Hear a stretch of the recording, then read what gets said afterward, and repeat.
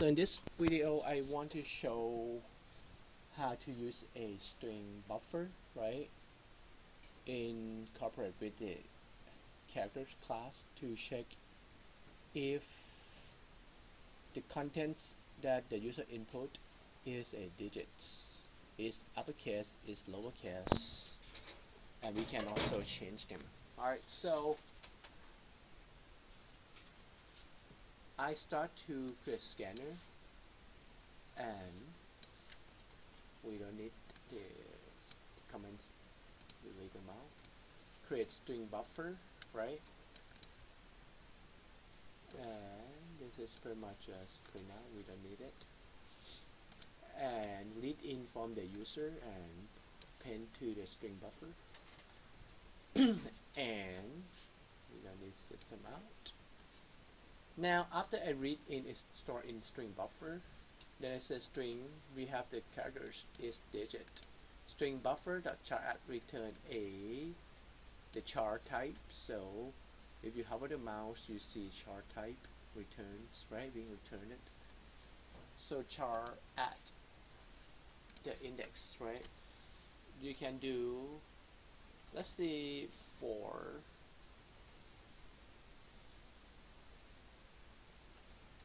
wonder if we can do for each. Let's test. For each can do with the array. Okay.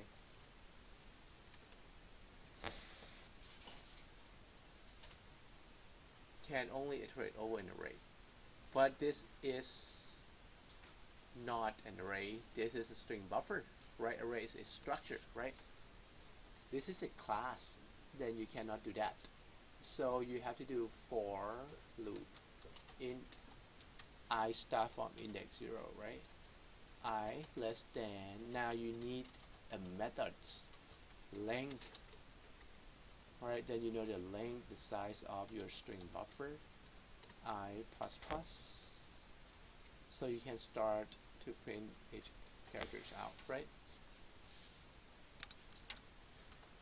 If it's digit or not digits for each characters by maybe appending the text like index at index at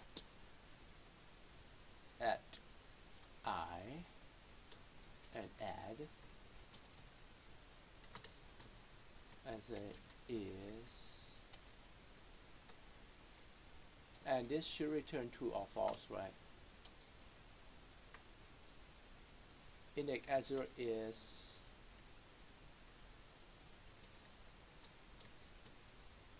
digit.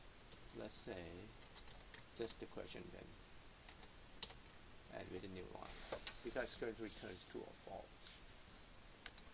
Alright, so let's run and test. Now I need to input 1, 2, 3 and A, B, C. So index at 0, right, is digit true, true, and true, and false, false, false. So that's how we determine, right? Now, how about I want to replace when it's digit, replace with asterisk. How do I do that? So just 4 is the good case. Now we're going to have to put a curly braces to help. So we're going to say if it's just digit, right? So we know if it's true from here, right? If it's true, that means the digit. What do you guys want to do? If it's the digit, we're going to replace. So we already, let's check if we can replace the number with, how do we replace? Is StringBuffer has replace? Now you start to learn more about advantage between StringBuffer and string class. So how do we know if it has replaced or not? By, we talk about string buffer has replaced dot. Oh, good, they have replaced. In start in end Okay, if you compare replaced version here with string replace version, you see that we go back to string demo and say string dot replace. So this is better version, old char with new char. See that? Because this is going to be easy for us. New char is asterisk, right? But you have many versions of replaced. But this one you may be able to do too, but just maybe a little bit more thinking. Start index and end and the string that you want to replace. Pretty much your start index should be the location where you found it, I, right? And the end is what? I plus 1, because only one character is, right? It should not including ends, right? And you want to replace with the character as what? Asterisk. And it's asked you to do the string version, so we have to do double quote. Alright, so let's test to see if that works. 1, 2, 3, A, B, C. And I forgot to print it out. So after the loop, we need to print out the new version after we replaced, which is a string buffer, right? Alright, 1, 2, 3, A, B, C. Voila! We just replaced with asterisk. See that? Now, how do we check is uppercase, is lowercase? Same principle here, right? And then is uppercase, you can just say to lowercase, right? So is upper case, is it one word or two words? Uppercase?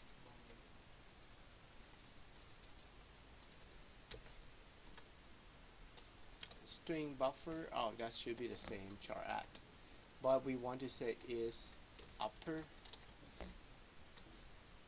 This is the method from your characters, right? Is uppercase. I think uppercase is two words according to how they define with the capitalized, right, between the words here. And the naming convention rules say capitalized between the word. Lower case, right, is lowercase. Alright, so I just try to show you that's how we check. So of course, if it's uppercase, you change it to lower. Is it lower? You change it to. So we need to do if or if else or if else if. If you do if, that means it's going to check all the time for all the letters. If you do else if, that means once it's found that it's number, it's not going to check for uppercase, lowercase.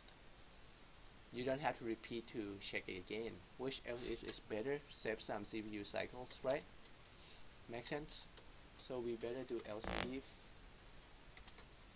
and then do the same with the else if. If this is the is lowercase here, right?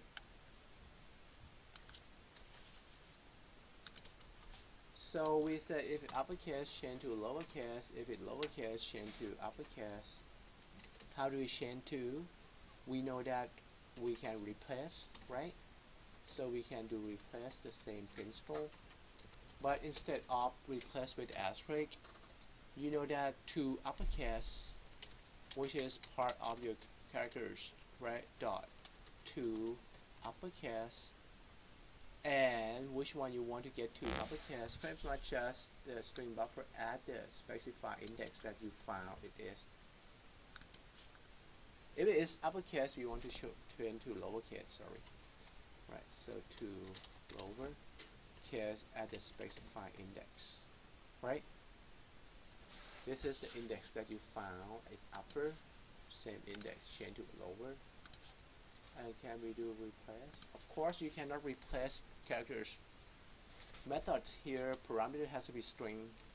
and then we have what we call string dot to convert string value of. You see that?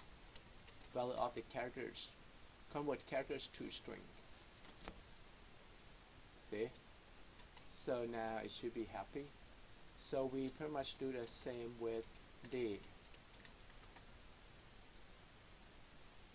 When it is found it's lowercase, we're going to convert to uppercase. And let's test the program and run it.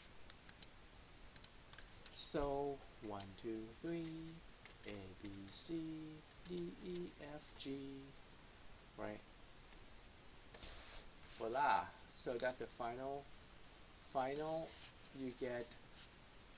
Let me maximize this, then you see it.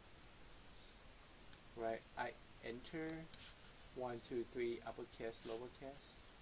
So I get 1, 2, 3 lowercase, uppercase back. Right? So let me minimize it. I don't really need this system.out anymore because this is just to show checking. Let's test again. A, B, C, D, E, F, G. Good.